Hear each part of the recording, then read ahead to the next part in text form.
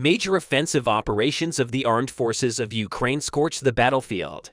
We have reported that the clashes in Zaporizhia will shift towards Donetsk, and the Ukrainians will advance from there to Luhansk. And finally, the expected came true. You know that the Ukrainian forces tried to capture Verkhovka and reach the Luhansk front lines from the Donetsk region. When we look at the battlefield these days, we notice that the offensive operations towards the Berestov, Zolotovka, and Kremenna lines have increased after the Ukrainian forces captured this city. On the one hand, the Russians are trying to defend the Zaporizhia front lines against the Ukrainian forces. On the other hand, they are struggling not to lose Luhansk, the second stage of Kiev's major offensive operations. But Ukrainians are ready to finish this job on both sides, increasing the offensive operations on the Kremenna front line. The Ukrainian troops continued to target the status trenches in the north of this city. In other words, after the Ukrainians captured Verkhovka, they created an attack corridor of about 120 kilometers from here to Stuthof.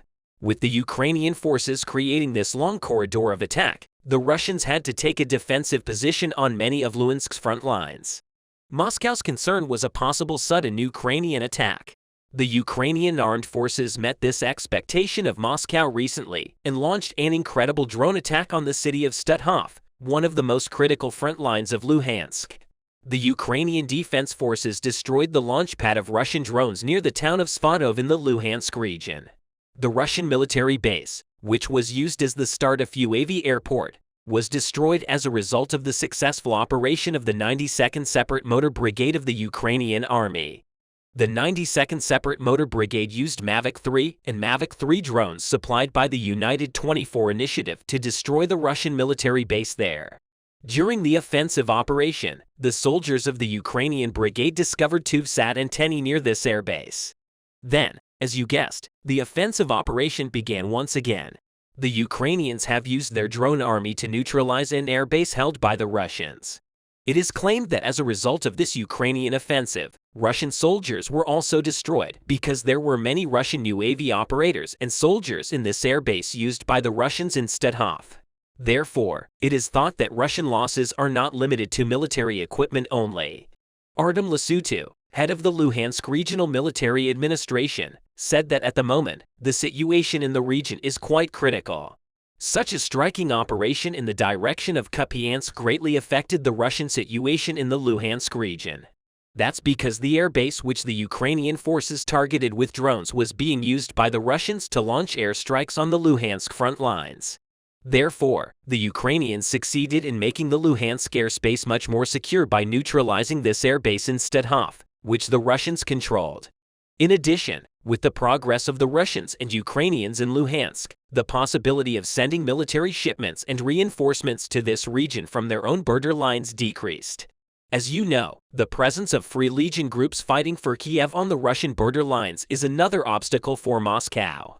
In other words, the Russian army is experiencing a blockade from both the Ukrainian and Russian border lines, Luhansk and the Donetsk region. In addition, when the events in Zaporizhia are added to this situation, the maneuverability and dominance areas of the Russian army narrow considerably. Already many in the West expected Ukraine to achieve meaningful success from the start, thanks to substantial NATO training and weapons. While it is too early to declare the success or failure of the operation planned by Kiev, early signs indicate that alarm bells are ringing for the Russians. So what measures is Russia currently taking against this successful advance of the Ukrainian army? Of course, there were always Moscow's thoughts of retaliation against Kiev's offensive plans.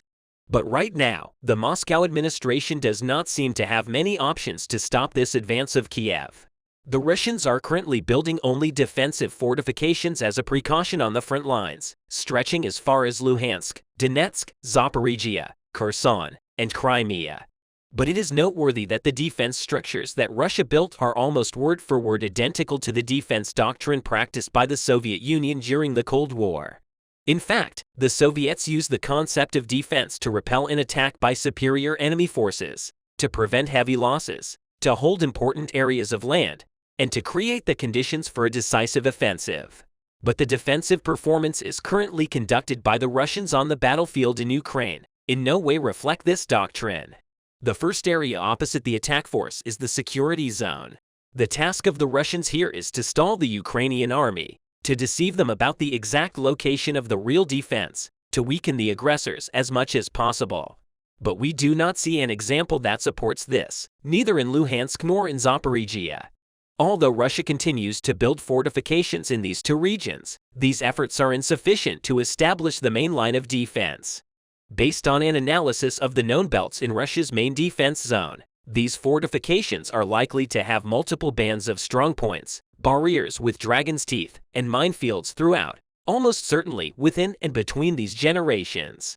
Russia will try to divert Ukrainian tanks and armored personnel carriers to known location.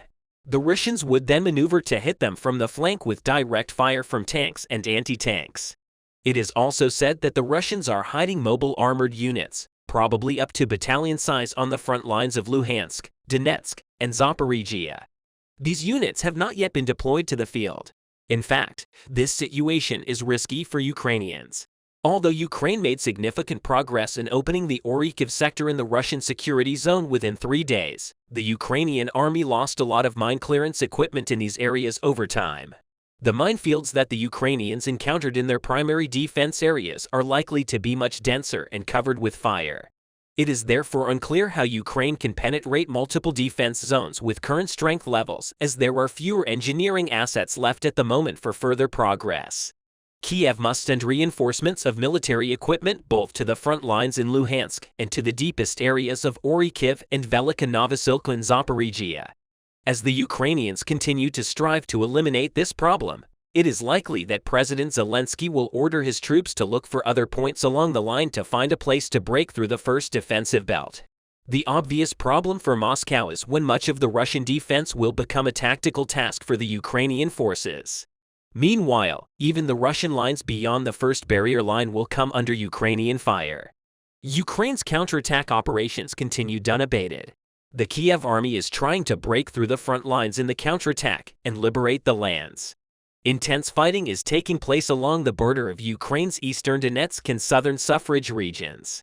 The latest battle reports have come from Moscow-backed officials and military bloggers who detailed the fighting south of the town of Novosilka on both banks of the Mokry River, where Ukrainian forces have made gains in recent days. According to the geolocated video, Ukraine has captured several small villages along the river. Ukraine's Deputy Defense Minister, Hein Weyer, said that Kiev's progress in the region is between 5 and 10 kilometers. A senior official appointed by Russia, Vladimir Rogov, spoke of heavy fighting in an area known as the Vimy Ridge and claimed that the higher places remained under Russian control. Rogov stated in Telegram that Russian attack helicopters are on the move and that mutual bombardment and ultra-high-intensity heavy clashes continue near the village of origin.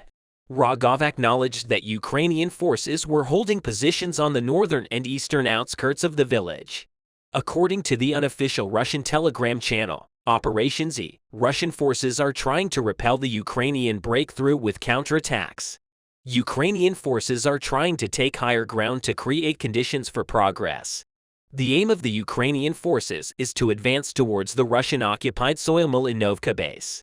Ukrainian Land Forces Commander Oleksandr Swirsky stated that Ukrainian troops continue the defensive operation in Bakhmut. Kursk said Ukrainian forces were advancing and the Russians were losing ground on the flanks. Violent clashes continued to take place in the annexed region. The clashes paint a more bleak picture for Russian forces around Makiivka. The other day, the Ukrainian army ambushed Russian soldiers during the liberation of Makiivka in the Donetsk region. The work of the Ukrainian army was shown on the page of the 35th Separate Marine Brigade during the war. The Ukrainian army was ambushed on one of the Makiivka roads. The published video shows a Russian Kamaz Typhoon armored vehicle that came under fire from a house near the road it was trying to cross. In the video footage, it is seen that the Russian Kamaz armored vehicle was blown up by artillery fire, leaving a huge cloud of dust behind. Ukrainian soldiers noted that tanks and massive armored vehicles were brought for the attack and performed well. The Ukrainian Marine Corps began to dominate these British armored vehicles in June last year. The Mastiff was designed to carry infantry and protect against small arms, landmines, and homemade explosive devices. In addition, the 137th Separate Marine Battalion and the 2nd Battalion of the Ukrainian Marine Corps participated in the liberation of the settlement. Makiivka is one of 7 villages recaptured by Ukrainian forces last week. The 7 villages and the reclaimed area cover an area of 90 kilometers squared. A senior Russian officer was killed while troops of Russia's 5th Army were forced to leave Makarivka. On the other hand, on June 11th, the Ukrainian army announced that they had liberated the village of Ladny and the next region from the occupation of Russian troops. Then on June 11th, it was reported that the Ukrainian army also liberated the village of Neskikny in Donetsk region. These settlements are located near the liberated Makiivka. The next targets of the Ukrainian army could possibly be Uragini and the settlements of Harivnia, Pol and Staromyorsk. Overall, the Ukrainian Defense Forces have made progress in 3 areas over the past day, and the Berkut Reservoir area, 250 meters in the direction of Bakhmut, 200 meters in the direction of Toretsk, 3 square kilometers in the direction of Berdyansk, was captured by the Ukrainian armed forces. So what is Kiev's cautious summer strategy? The gains are part of the Ukrainian military strategy to carefully put pressure on the Russian-occupied territory using largely limited probes. These combined infantry drones and armored vehicles in targeted attacks against short-range targets usually no further than 1 or 2 forest lines or villages. None of the Ukrainian offensives so far have had large numbers of mechanized infantry or tank units capable of seeing hundreds of simultaneously deployed combat vehicles. A typical Ukrainian armored brigade is likely to have more than 250 tanks and other armored vehicles of different types. Ukraine has formed, equipped, and received NATO training at least 8 new such brigades. Kiev's top military leadership has so far followed the cautious strategy of eroding Russian formations over time, gradually gaining ground, avoiding major risks, and limiting Ukraine's losses as much as possible. It seems that Ukrainian forces are still investigating, pressing, looking for vulnerabilities to split and cementing local tactical success whenever they find it. And some of what we've seen is perhaps intended to confuse the Russians as to where the actual attack will ultimately take place. Ukraine's slowly but surely strategy continued to be implemented on at least 3 sections of the 1,000-kilometer front stretching across Russian-occupied territory. The first section is near the administrative border between Donetsk and Zaporizhia. Second part, southwestern Zaporizhia. The 3rd division is central Donetsk, including Bakhmut. In Part 1, Ukrainian forces continue to advance south from the 4 recaptured villages near the 205-18 road to Molinovka, a strategic point on the Mariupol road. Ukrainian troops appear to be advancing along the Mokryali River, where Russian forces have blown up a bridge. In Part 2, following the occupation of Lubkov, Lavogny and Novodurayevka, Ukrainian forces advanced south towards the heavily bombed Tokmak and Melitopol. Thus, Kiev troops could have the option of encircling Russian forces at the land bridge between Russia and occupied Crimea. Tokmak is one of the occupied cities, heavily fortified and on the last line of defense. Tokmak is a key hub on the only rail line between Russian forces to the east of the occupied land bridge and the Kherson territory to the west. Or Ukrainian troops could turn east via Nopal to engage with Ukrainian troops along the 205-18 route to Mariupol. At the same time, Russian forces bombarded the Ukrainian-controlled town of Orikhiv with guided aerial bombs. The Zaporizhia Regional Administration reported that 1 person was killed and another injured as a result. According to Deputy Defense Minister Hein Mayer, in the 3rd Division, the armed forces of Ukraine took control of an area of 16 kilometers squared around Bakhmut. However, Ukrainian gains and raids are likely along the first line of Russian defense. For example, minefields and some trench systems with infantry. After that, according to satellite images, concentric lines are likely.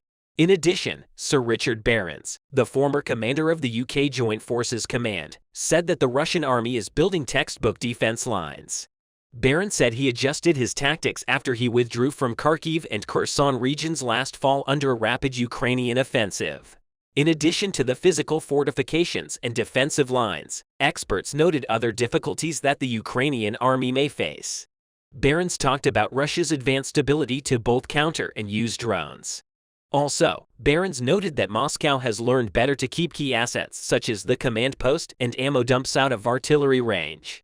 According to Ukrainian military analyst Ola Zdanov, Russian forces have also developed electronic communication weapons in the last 16 months. The Russians increasingly use drones and developed electronic warfare to intercept those coming from Ukraine. These conversions allow the Russian Air Force to accelerate their offensive against Ukrainian forces without putting their warplanes at risk. As a result, Ukraine's counteroffensive operations continue to advance in favor of Kiev.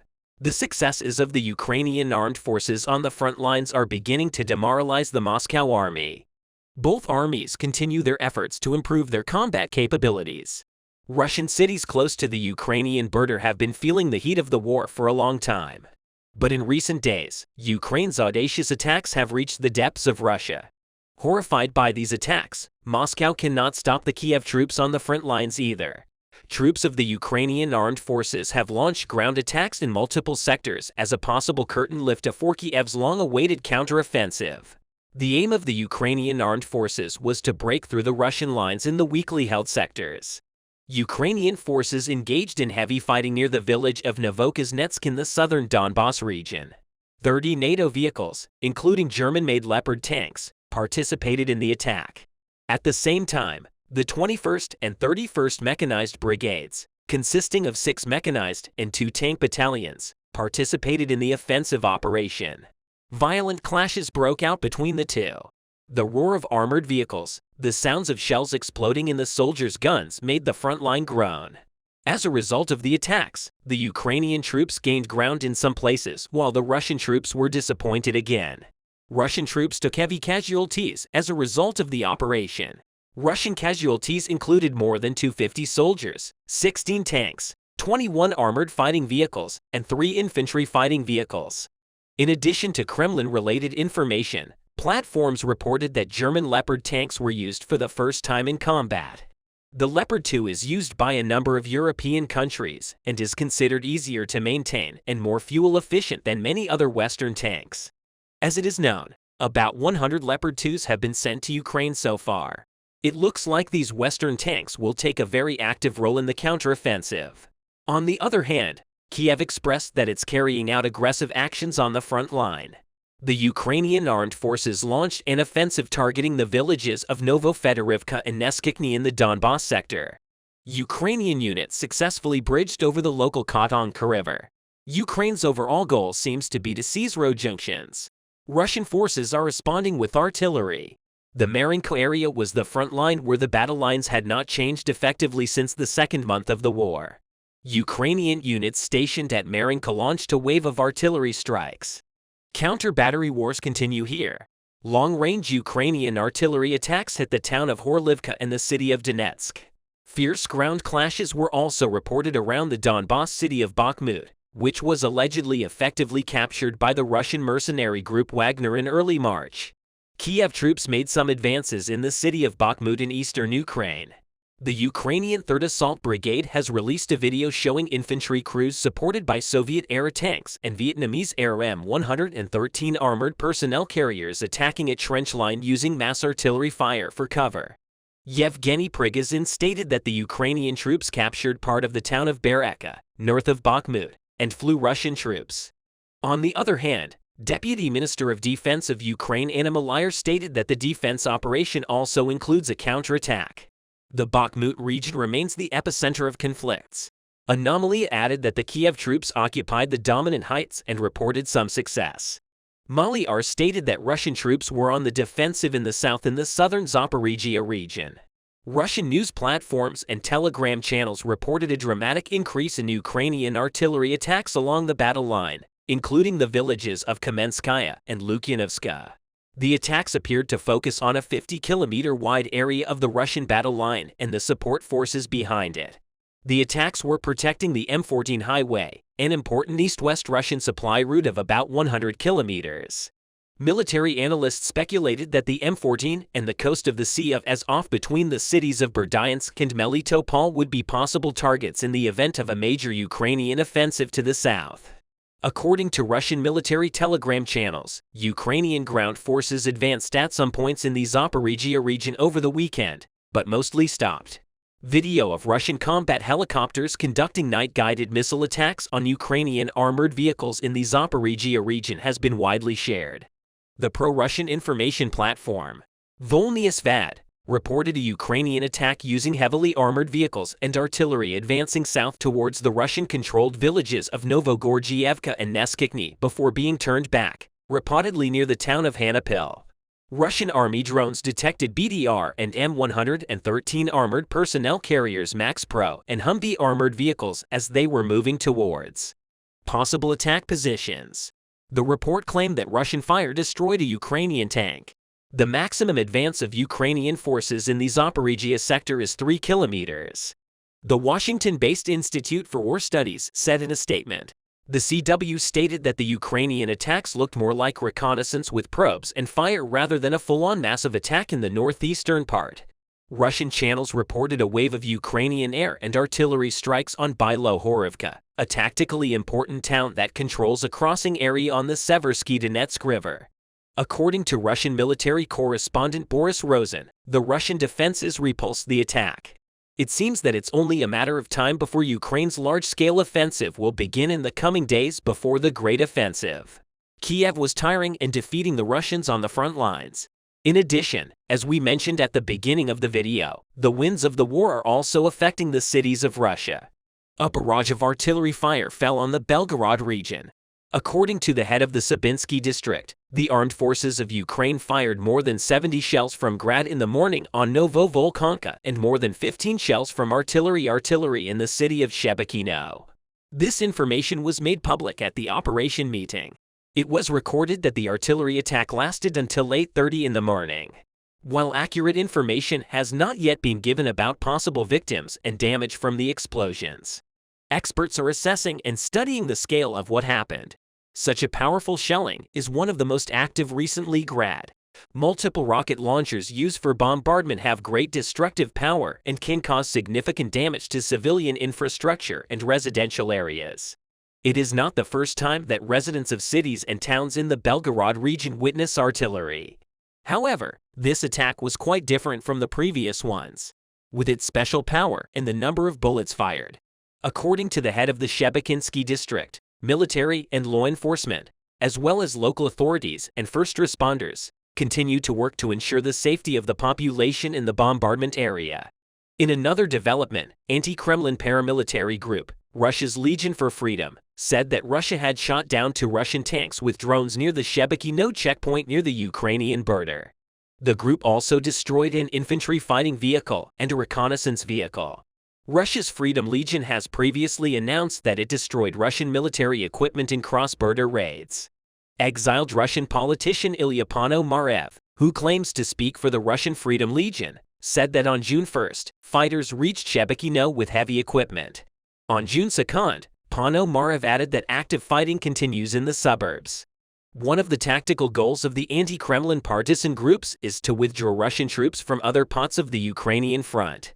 We will wait and see what stance the Russian army will take in the face of the efforts of the partisan groups and the determination of the Ukrainian armed forces. Don't forget to subscribe to our channel and like our videos. Thank you for watching us.